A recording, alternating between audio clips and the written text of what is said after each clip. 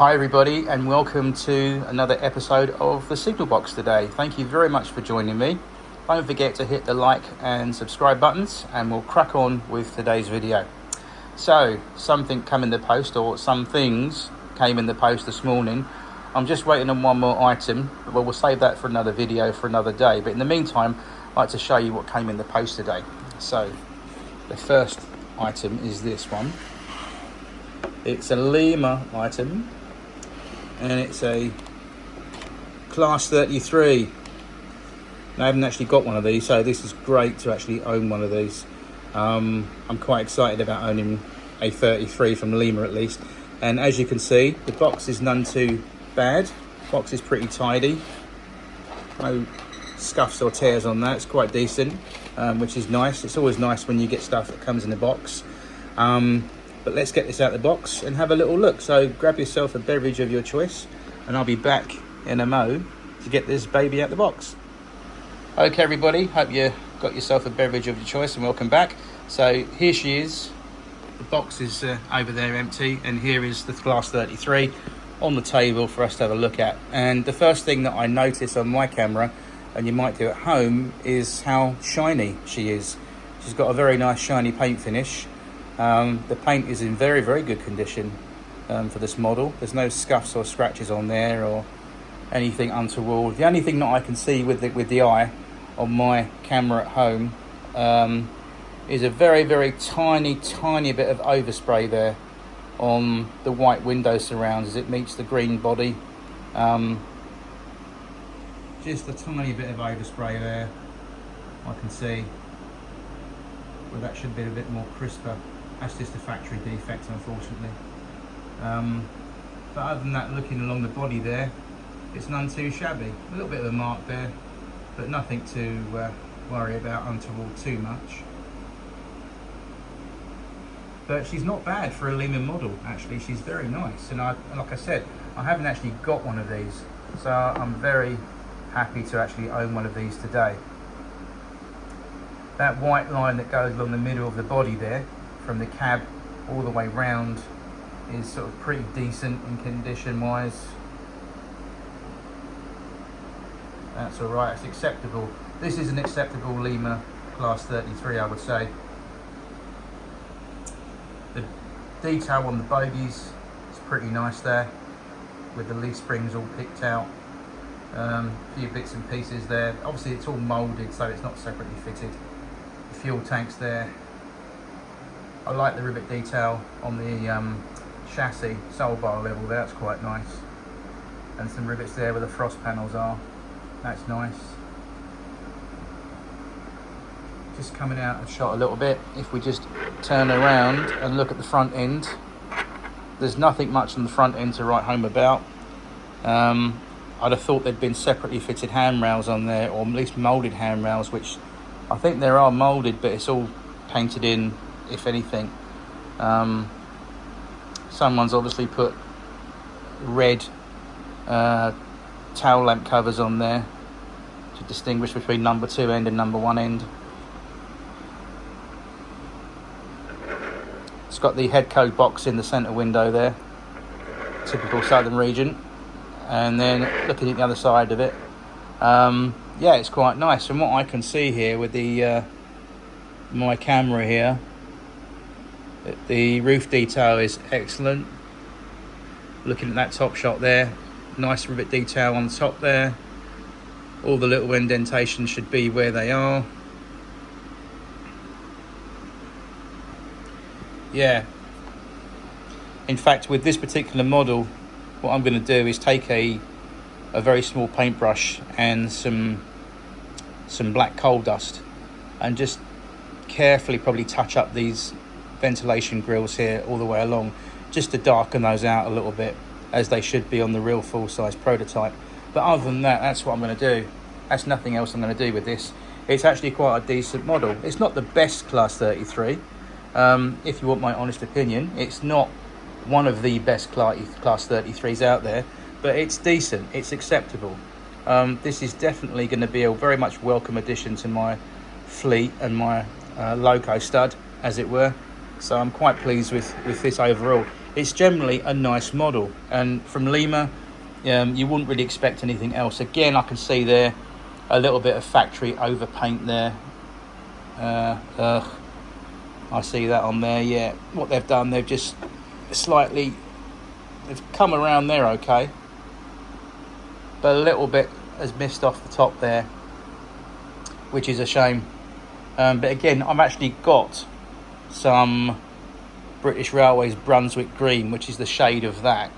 I could always touch that in if I wanted to, but right now I think that's a pretty acceptable model for my railway. And again, it's sort of decent. If we look underneath, guys, just turn it over onto its side, looking at these wheels, let's look at the pickup side of the loco. That's the motor, sorry, this is the motor bogie here. As you can see, the pickup wheels are quite clean, even though this needs a clean.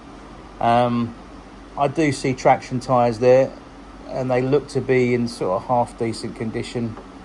But having said that, that one there, they look a little bit too thin for my liking. That one there does. I'm looking at that sort of left to right eye shot in that camera shot there. Those two traction bogies with the cogs there, with the rubber tyres on. Those obviously rubber tyres, they do a job in gripping the track so you can get haulage. I don't know if it's me or you or what it is, but I think the one on my right, your right, the one away from my thumb, the one on the right there, that looks a little bit thin, doesn't it? The traction tyre on there looks a little bit thin. Not sure if that's the one that doesn't fit properly or it's just wear and tear, but I do have some replacement traction tyres in my toolbox. I've got, let me see, there for the Hornby DMUs and the HST bogies, and I'm pretty sure those will marry up to those flanges quite nicely.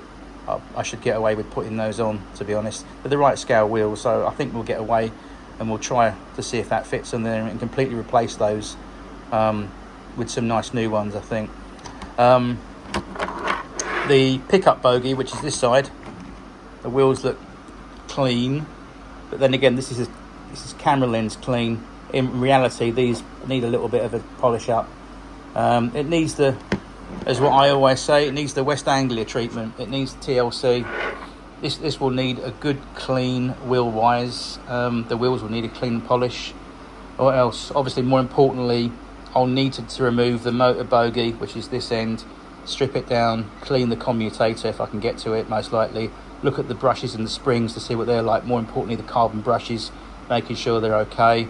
And then once that's okay, and we've cleaned the commutator up and everything's okay, then we need to obviously focus on a bit of lubrication for all the gears and everything important that makes mechanical contact on this beastie. So that's probably what it's going to need, a good clean and service. I'm not doubting for a moment that I'll put that on a piece of track and it will move, but we want it to be its best.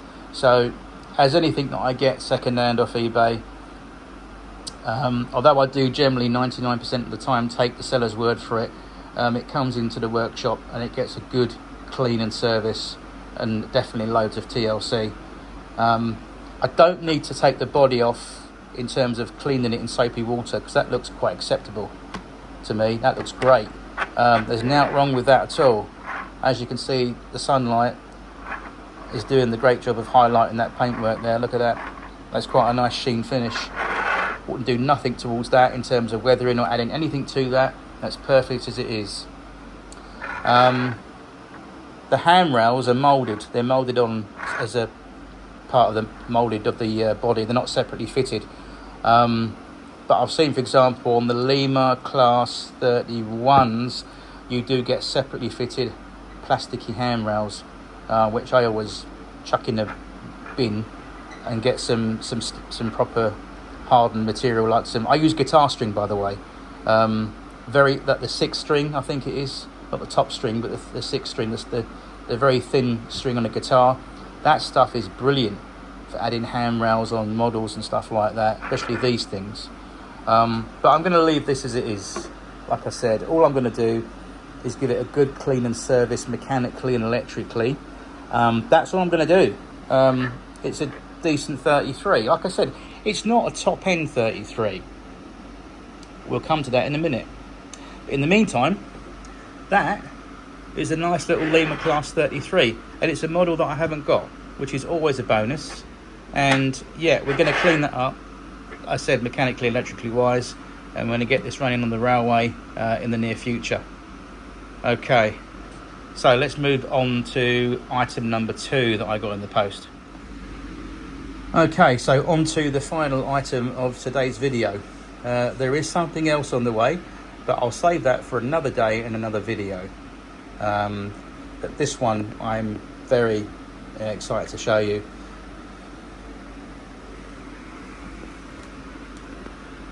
It's a Helgen brand loco, Hellion or Helgen, however you say it. This is a very, very fine model, and it is Lieutenant Jenny Lewis. Oh wow. This is the Swanage Railway Class 33. This is the 33 of all 33s in my opinion. It's instantly you're recognised by the company. It's going to be a very good loco. So from my experience, I've got a couple of products from Helgen, and they are very, very, very good. So I'm going to take this out of the box and I'll show you what we got. Okay, so we've got everything out of the box. There's the container or the packaging over here. There's the sleeve that it comes in, that goes on the outer edge of the box. The instructions are in there. Don't lose the instructions because they refer to spare parts, maintenance, fitting of the DCC chip, and the bits and pieces that you need to do associated with this particular model. So never ever lose those. Keep it all together. And obviously the box is where your loco should live when you're not using it. So what's inside is more important. So first off, we notice these lovely separately fitted brass etched nameplates together with some information plates there next to it on the right. But for D6515, this is what you actually get. Lieutenant Jenny Lewis, RN, RN being Royal Navy. So these are separately fitted, and the way that you attach these to the particular loco, or the way that you should fit etched brass nameplates to any locomotive, the way that I do it is the following. Some very good strong industrial strength super glue, a little piece of blue tack, and you need 2 cocktail sticks. And what you do with those quite easily is you take the cocktail stick, put the blue tack on the end, then you pick up the brass nameplate with nameplate upwards attached to the blue tack, so it's grabbed it, and then carefully with the other cocktail stick you put a very tiny fine dab, about 2 to 3 minimum, or maximum should I say, 3 dabs along the back of the edge of the brass nameplate. With the loco on its side facing upwards, you gently lower it into place and it should be all good and gravy. That's what you do in theory, but it can go wrong. So if you're not confident, you can always ask the dealer or the model shop where you got it from. They should be able to help you out with that. In my case, I got my sample from Olivia's Trains, the first time I've actually shopped with Olivia's Trains, and I must say so far I'm impressed not only by the model but with their shipping and with their packaging as well. It was very well packed and very well protected. So again, they offered, I think for £10 extra, you could have them fitted, but I'm quite confident to do this little job at some point. Anyway, let's open up and have a look what we've got inside, because this is what we all came to see today. Let's lift that up carefully and we'll just, in one hit, pick it up. It absolutely weighs a ton, this thing, my goodness. And there it is in all its glory. Look at that. Wow.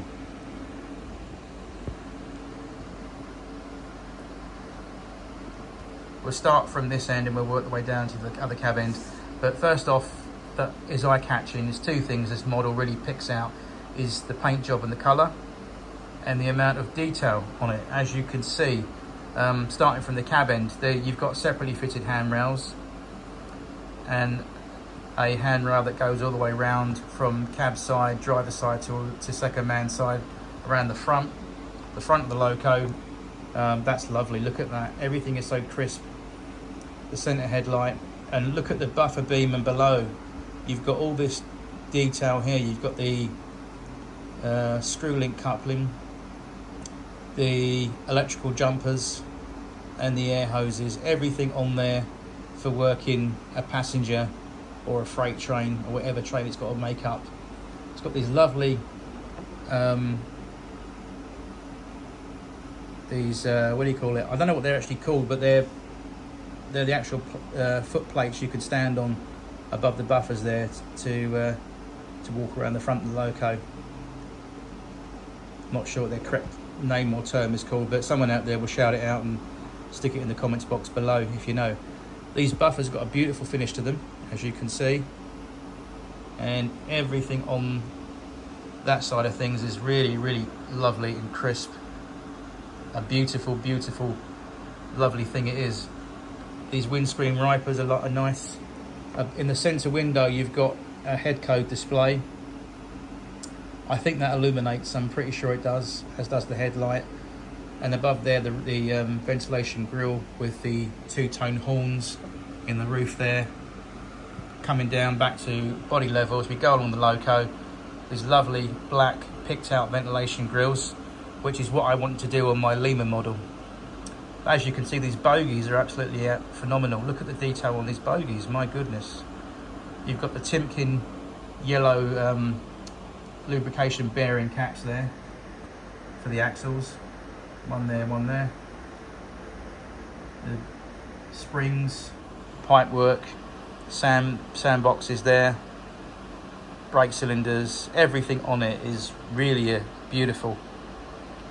And then coming along there you've got the battery box, all the electrical bits in there, the fuel tank. Everything on here is beautiful. Look at these British Railways line and wheel crests on here.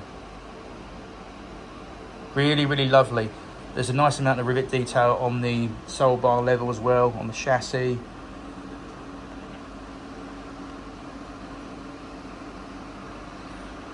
And all you've got to do, like I said, is just lay those nameplates over the top of that, those brass etch ones. You don't have to fit them, but they're there. I'm going to fit mine, and that is really going to make it pop even further, I think, once they're fitted.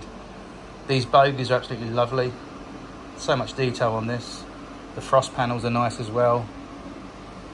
I mean, even the cab door, even the door on the cab handle, the door handle on the cab looks as though you could actually pull that down and open the door. Really lovely, isn't it? 71A, without looking on Google or looking up in my library, it's definitely a southern region shed, that I can tell you, because this is a class 33 that would have been on the southern region in its history, in its time, I think. Some of you out there, if you know the 71A shed is, if you know where it is, stick it in the comments box below. The cab has got some detail in there in terms of the drivers and second man side, and some detail there. The only thing that's a little bit odd with the cab, if you look inside there, I'll bring the camera up to the window. It's a little bit odd because if you look at the, hang on, I'll come around from the other shot. Let's just move this bit of material out of the way. That's right, and we'll spin it round and I'll show you something. Not that it matters, but I don't know why, but if you look inside the cab there, everything is level pretty much with the control desk. The floor meets the edge of the driver's seat. If you look at that, I know I'm being sort of nitpicky and sort of very rivet counter type person, but it looks a little bit odd that the floor of the cab is matching the flush with the driver's seat, which looks a little bit odd.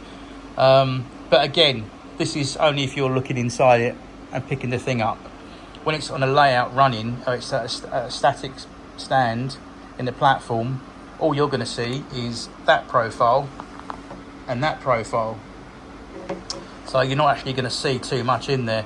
And if I'm going to fit, to be honest with you, a driver and a second man, what I'll do, they'll just need some surgery, unfortunately, to lock their legs off, which sounds horrific. But just to make them flush to sit in there, it can be done. But I think the reason that cab floor is so high up i.e. it comes up just below the window there, roughly where the D6515 number is. I think it comes up to about there, because underneath there has got to sit in that space all of the wiring and all the gumph that is to do with the display there, the lighting display on the front. So I definitely know this thing lights up, so I'm pretty sure that's why there is that high cab floor, because otherwise it wouldn't have nowhere to go and it'd look horrible.